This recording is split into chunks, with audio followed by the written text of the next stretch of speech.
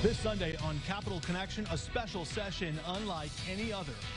The images, a searing reminder of the pandemic that is state lawmakers fanning out and donning face masks to avoid COVID-19 while attempting to tackle its many consequences head on. And behind the scenes, a power struggle. We need to check the governor's authority. That's what we're elected to do. They don't seem to want to help in any way dealing with the COVID-19 crisis. Governor Pritzker pushing the State House to expand his enforcement powers, while Republicans push to limit his emergency powers with an expiration date. Plus, expanded vote by mail, and with COVID-19 casting a long shadow over the state's finances, what's in this year's shaky state budget? It's all coming up on Capital Connection. From the Illinois State Capitol Rotunda, Capitol Bureau Chief Mark Maxwell is asking the tough questions. This is Capital Connection. Welcome to Capital Connection. I'm Mark Maxwell reporting from the Illinois State House on this Sunday, May 24.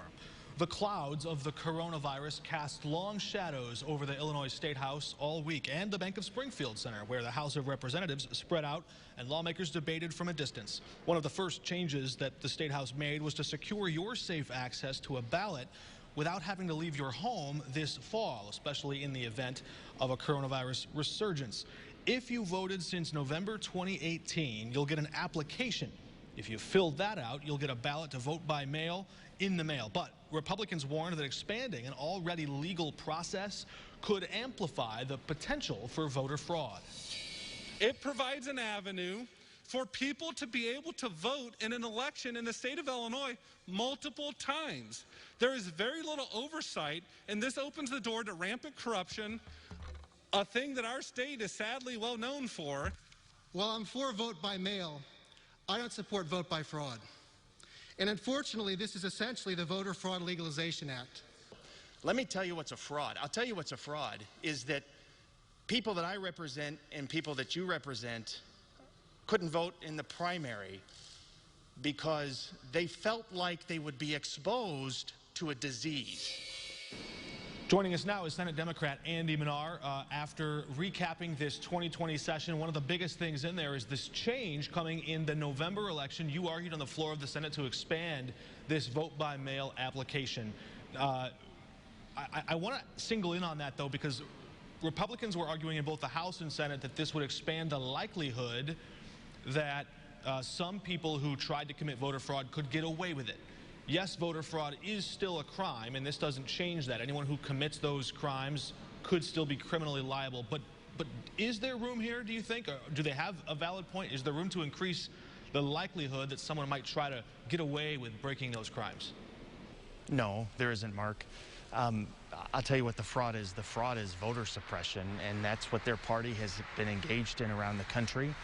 And unfortunately, the act of voting has become a partisan argument here in this building this week. I want to be clear. I'm for more people voting.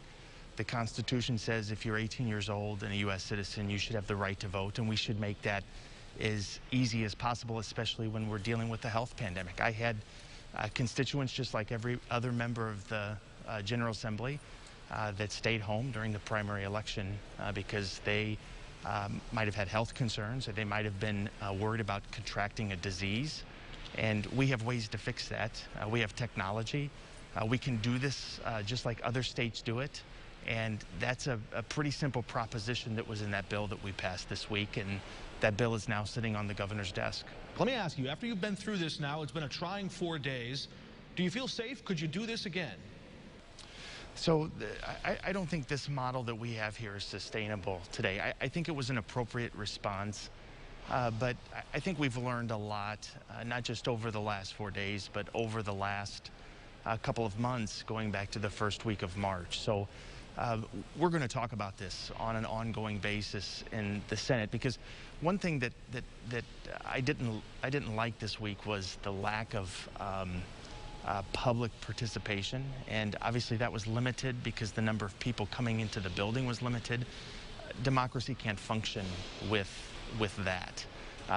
So we're going to have to figure out a better way to do this, knowing that there are going to be times when the work that we have to do comes in conflict with things like COVID-19 or a pandemic or some natural disaster. So I think we've learned a lot over the last 4 days, and I think that's going to lead to additional discussions. The legislature could have acted this week to make Governor Pritzker's life a whole lot easier. Judges are interpreting the laws on the books right now, and they're undecided. The U.S. Department of Justice even weighing in this week, saying that perhaps the governor should exceeded his constitutional powers when he rolled that emergency, that second 30-day emergency declaration there. The legislature could have given the governor a gift and said, we expand your powers, or we grant you enforcement tool here. He asked for those specific things, and they're not here. What does it say that Democrats who hold a supermajority in the House and Senate weren't willing to give the governor the tools he asked for in this pandemic? Well, you know, I think it says a couple of things. Number one, we have a process here. Number two, the governor still has the authority to issue executive orders. That's granted to the chief executive by the Constitution and by the laws of the state. But we have a process here, and that process played out as it always was going to, in response, one way or the other, to what the governor has done in this case, issuing many executive orders over the course of 2 months in direct response to what undoubtedly was the largest and most challenging health crisis that we have seen in the history of our state. So we have a process. You know, the Republicans and others say, well, there's two co-equal branches of government. Actually, there's three. There's a judicial branch too, and they are weighing. That's what we do here, and I don't think that's, you know, pro Governor Pritzker or anti-Governor Pritzker. It is our process in the legislature, and today people saw, actually this week, voters across the state saw how that played out. Now, I don't think this is over. You know, the governor and we all have much work to do moving forward in terms of what the spread of the disease, which is still happening around Illinois, means for both our public health, for opening the economy, and the balance of power. So I think we've struck a balance this week. You know, we've put in some oversight over the budget. JCAR is still going to continue to meet. The governor still has to address these situations through executive orders, and our system continues to work. I think that's the important thing. All right, Senator Menard, working late into Saturday night, early into Sunday morning. Happy Memorial Day to you. Thank you for joining us to recap some of the session here.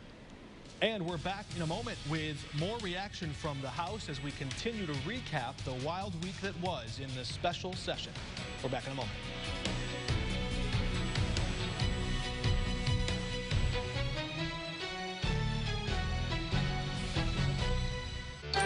The Sunday night movies are back on CBS.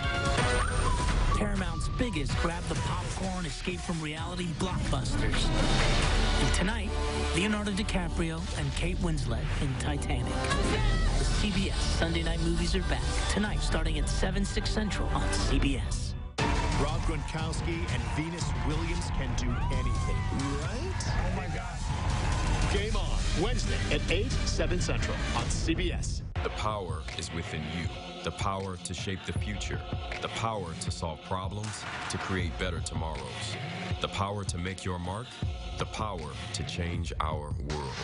Backed by over 150 years of innovation and ingenuity, the U of I puts you in the same hallways as 23 Pulitzer Prize winners, 23 Nobel laureates, the inventors of YouTube, PayPal, and a long list of game-changing innovators.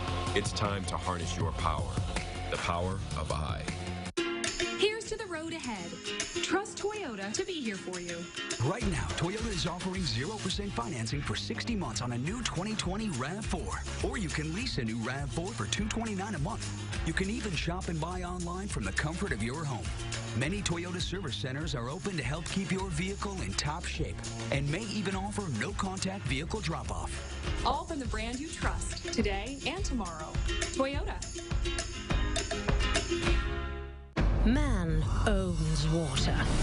Hydro engineers have built big, tough systems to contain her strength. It might cover 71% of Earth, but man has ultimately won the battle.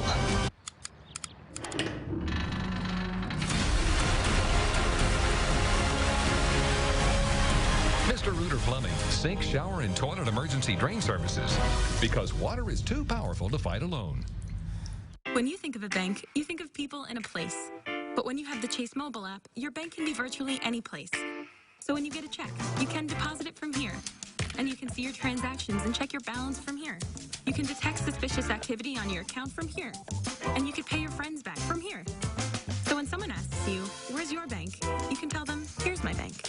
Or, here's my bank. Or, here's my bank. Because if you download and use the Chase mobile app, your bank is virtually any place. So visit chase.com/mobile. You're watching Capital Connection from the Illinois State Capitol. Solving Illinois' finances is a steep enough hurdle as is. Add a pandemic to the balance sheet, and that becomes nearly impossible. Even the Democrats who supported and sponsored the budget bills admitted this plan is not perfect, and it relies heavily on the federal government. But the strain of the pandemic and the disagreement that's been bubbling up beneath the surface as the legislature has been sidelined was clearly on display in the final moments in the House. While 1.2 million of our citizens who we serve are out of work, I'm just blown away by this, that the Democrats in the House and the Senate found a way to slip into this bill a legislative pay raise. So congratulations, we're getting a pay raise. Sounds great? How's that sound to those restaurant owners and their employees who, through a stroke of a pen about 2 months ago, lost their livelihoods? The audacity for the legislature to accept a pay raise at this time in this history of the state? This may not be the world's best budget, but at least we have a budget. And to be lectured by some people, who for 2 years let another governor run this state with zero budget and running up a $17 billion backlog of bills is an interesting experience. House Democrat Chris Welch joins us now to recap the legislative session after a late night working early into the wee hours of Sunday morning. Representative Welch, an interesting session if there ever was one. That last bit of debate about the budget and spending there, walk us through that and what did you see? What was the biggest win in this budget? Well, I think the biggest win is that the people of the state of Illinois have a budget in place. Under Governor Pritzker, this is 2 years in a row with having an on-time budget. And the people of the state of Illinois, at a time when they need government the most, will continue to have government. To not pass a budget like we did during the Rauner years can never happen again in this state. And so just the fact that we actually passed a budget on time and we're going to provide critical needs to folks across the entire state of Illinois, that's a big victory. There's expanded, I believe, Medicaid insurance in there. One of your colleagues, Will Guzzardi, was combing through and pointing to some things here, describing Medicaid insurance for undocumented immigrants 65 and older. Why was that an important thing to include in this series of bills? Well, people across the entire state of Illinois are suffering, including those who are undocumented. There's a number of undocumented people that are contributing to our tax base, but they did not receive stimulus checks. And so we believe that this entire budget document is a moral document and that we had to address every single group in the entire state, and we had to include communities across the state, even though we knew our Republican colleagues would not support the budget. There were some efforts there. There were many calls for the legislature to step in and have more oversight of the executive branch. In the end, there's a committee. What does that accomplish? A committee to monitor the governor's decisions? Is there any real substance there? What do you expect to come of that? Well, I think the governor got the message loud and clear. The legislature did convene during a global health pandemic. We exercised our duties as an equal branch of government, and there were a number of things that he wanted that he did not get this session. And so I do think the governor received the message loud and clear, and hopefully there'll be more collaborative efforts ahead as we leave town. There was some interest in allowing lawmakers to work from home, to dial it, to phone it in and cast their vote remotely over Zoom. I don't believe that made it through to the governor's desk. After what you've been through in this socially distant debating 4 days, do you feel safe doing this again? Well, I think the staff and everyone involved in coordinating us being here this week did a heck of a job. I felt safe. I think the measures put in place and the guidelines that were followed were excellent. I feel safe, but you know, that's just Chris Welch talking. Every individual is different, you know, and we had a full debate on an issue regarding remote legislating, and at the end of the day, the legislature agreed to remove that provision and keep things as they are. And so we at least had the debate, and that's what a legislature should do. All right. Well, thank you for joining us, and a happy Memorial Day to you. We'll stay in touch. Hey, Mark, thank you so much for having me. Have a happy Memorial Day and stay safe. Across America, business owners are figuring things out, finding new ways to serve customers, connect employees, and work with partners. Comcast Business is right there with you, with a network that helps give you speed, reliability, and security, and enough bandwidth to handle all your connected devices. Voice solutions like remote call forwarding and readable voicemail, and safe installation. When every connection counts, you can count on us. Get started with connectivity your business needs, or ask about other offers to get a prepaid card worth up to $500. Classic Granite and Marble is the finest natural stone destination for builders, contractors, and renovators in Central Illinois. We have the most advanced stone cutting technology and resources available to take your project from concept to finished product right here on site. Our staff knows the industry inside and out and can help you make informed decisions every step of the way. And our indoor showroom keeps picking out your material comfortable during the harsh winter months. Schedule your design consultation today at Classic Granite and Marble. I've been with Tapman's for 40 years. It's been around for 60 years. And to bring the Tapman name back to the top of the industry is just a pride thing for me. We've gotten so busy, and we want to make sure that we continue delivering the same customer service in a timely manner that our customers expect. The new expansion will allow us to repair more cars faster. We are buying up some new equipment to make sure we stay up with today's technology, but the main thing is for faster customer service. The open road, the wind in your hair, the feeling of freedom that drives us to go out and discover. At Chevy, we're committed to getting you there with confidence and peace of mind. If you need a new Chevy, interest-free APR financing for 84 months on many of our most popular models. You may even shop online and take delivery at home where available. And when you do, your Chevy Clean dealers commit to using enhanced vehicle cleaning measures with CDC-approved cleansers, so you can find new roads with confidence. Hey, Sheila, looking forward to spring? Hell no, Sammy. Cute. Me neither. Then it rains on our parade. Good one, Sammy.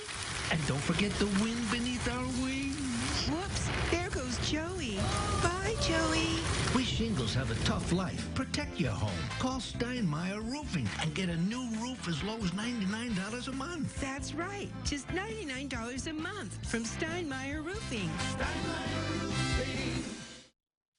You're watching Capital Connection from the Illinois State Capitol. State lawmakers are technically considered essential workers, but for the last 11 weeks, they had remained largely at home. Yes, doing some Zoom conferencing and meeting to try and build a plan for what would become the legislative session. But now they're returning home, isolating for 7 days with no immediate plans to return until the fall veto session in November.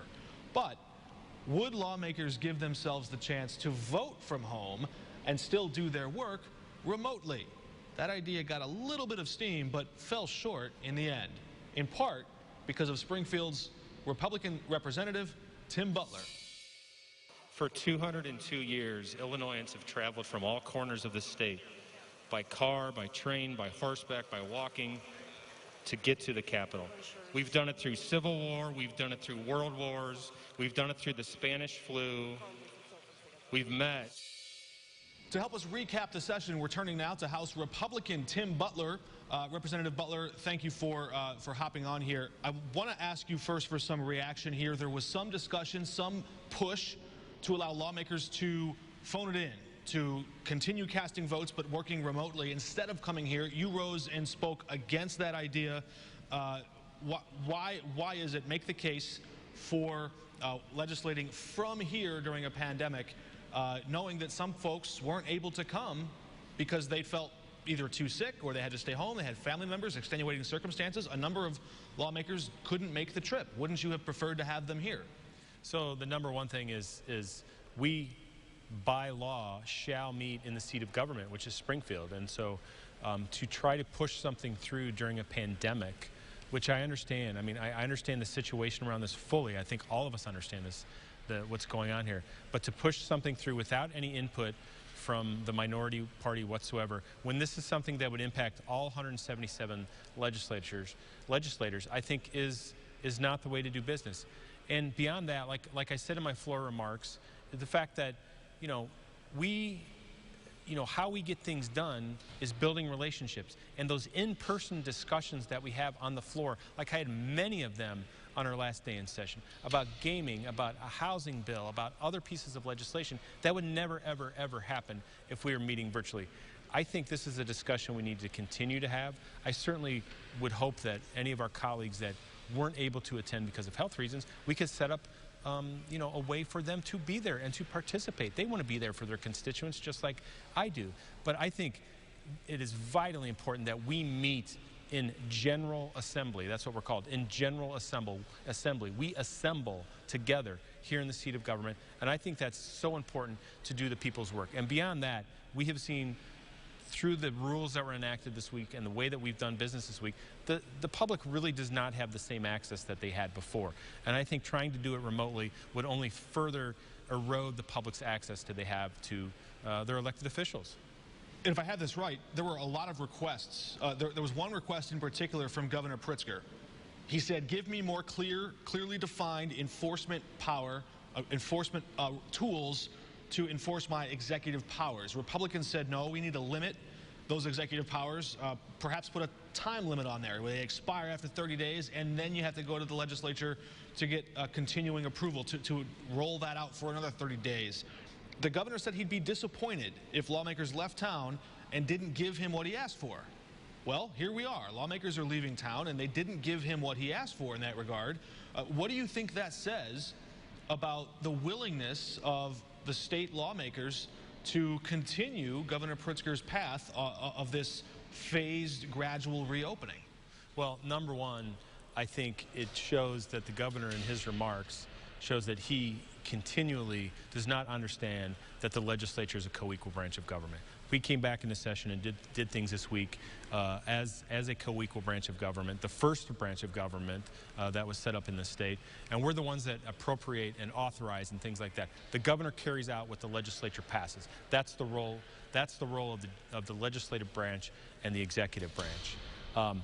I think we should have reined in the governor's powers. I introduced legislation this week that would have said the governor gets 30 days, that's it, and after that he needs to come to the General Assembly and get a 2/3 vote of the legislature to continue his emergency powers. He needs to realize that the people of Illinois are tremendously frustrated with his Restore Illinois program. Yes, he's made some changes over the last, especially this week. But the only reason he's made changes is because especially those of us in the Republican Party have been very vocal and pushed him very hard. We saw this week in this outrageous rule that he tried to get through the Joint Committee on Administrative Rules that thousands and thousands and thousands of Illinoisans reached out to say, Governor Pritzker, you have overreached what you're trying to do. I think we need to continue to rein in the governor as the legislative branch and continue to make sure that these programs will be carrying out properly. One of the things that I'm very disappointed in this structure that we have right now in the pandemic is the fact that we're not having agency heads come before committees like we usually would so we can ask them direct questions. We need to have the IDPH director, the IEMA director in front of a committee publicly and asking questions about what they're doing. And that's not happening right now. So I hope we would do that as we move forward through this pandemic. It'll be interesting to hear what the governor has to say. He's supposed to meet the media at 11 o'clock in the morning on Sunday to answer to some of this. But as you pointed out, he asked JCAR, which is a small, powerful rules committee in Springfield, to give him this emergency power. He didn't get his wish. But as you pointed out, perhaps because of the public pressure, some of those Democrats backed off and they said to the governor in those conversations, we're not going to give this to you. But the governor also asked them for more clear powers. They didn't give it to him. Again, what does that tell you? Do you think you have any Democrats who would come across the aisle and support your idea to actually rein in the governor? It seems that your idea didn't quite get enough traction either. We're at this sort of stalemate, and the executive branch is basically free to continue grappling with the courts over this. Well, we saw Democrats come across the aisle and vote with us against the budget, which we have major concerns about the budget. The only bipartisan portion of the budget was the no votes on the budget. It was completely, the yes votes were all Democrats. We had Democrats join us as no votes. And I think that shows that a lot of Democrats believe, and I know in my conversations privately with a lot of Democrats, they are tremendously frustrated with the way that the governor has carried out his executive authority. And I would suggest to the governor, and I know he talks a lot, but he talks to legislators all the time. Well, you know, I get it. Picking up the phone and calling legislators one-on-one is fine. He's called me once in these last 2 months, so I've had basically one interaction with the governor basically since the beginning of March. Usually when we're around session, I'm having multiple interactions with the governor. I had that with Governor Rauner. I've had that with Governor Pritzker previously. And I think he needs to realize that instead of going on media outlets and going on national television day in and day out, maybe he should take some of that time and actually invest it in building relationships in the General Assembly. And I talked about that on the floor today, that we're in a relationship business. He needs to build relationships just like I do in the legislature, and I try to reach out to his office. He needs to build relationships with the legislature because we all want to get through this together. It is in the best interest of Illinoisans if we work together, the legislative branch and the executive branch, to try to get through this, because this is very bad for Illinoisans. It's very bad on the health side, and it's tremendously bad on the economic side, as we know, and it's going to take all of us to get through it. All right, Representative Butler, thank you for joining us to help recap some of this session. Happy Memorial Day to you and your family. You as well. Thank you, Mark, and to all the viewers, please stay safe out there.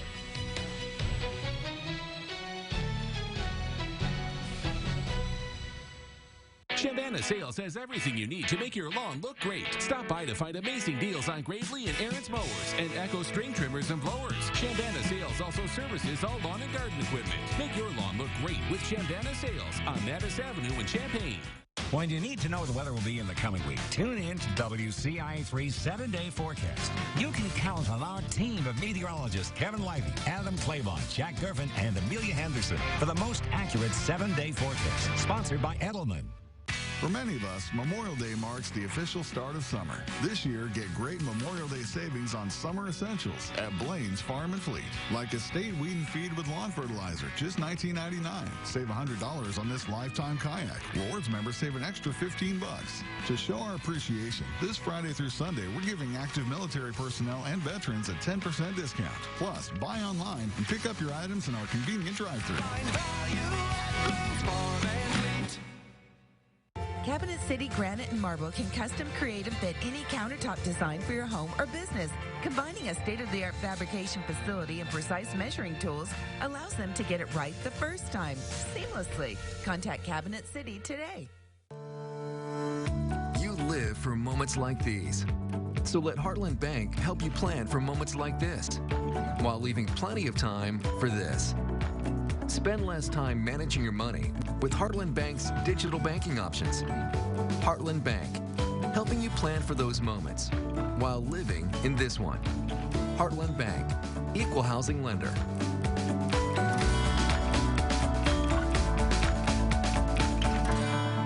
Chandana Sales has everything you need to make your lawn look great. Stop by to find amazing deals on Gravely and Aaron's mowers and Echo string trimmers and blowers. Chandana Sales also services all lawn and garden equipment. Make your lawn look great with Chandana Sales on Mattis Avenue in Champaign. That's it for us today. Thank you for watching, and happy Memorial Day weekend, especially to those with that one bitter honor no one really wants, that lone gold star. To those of you, please know that your sacrifice means just as much to the rest of us as the bravery of your loved one who paid that ultimate sacrifice. We'll see you again next week. For Capital Connection, I'm Mark Maxwell.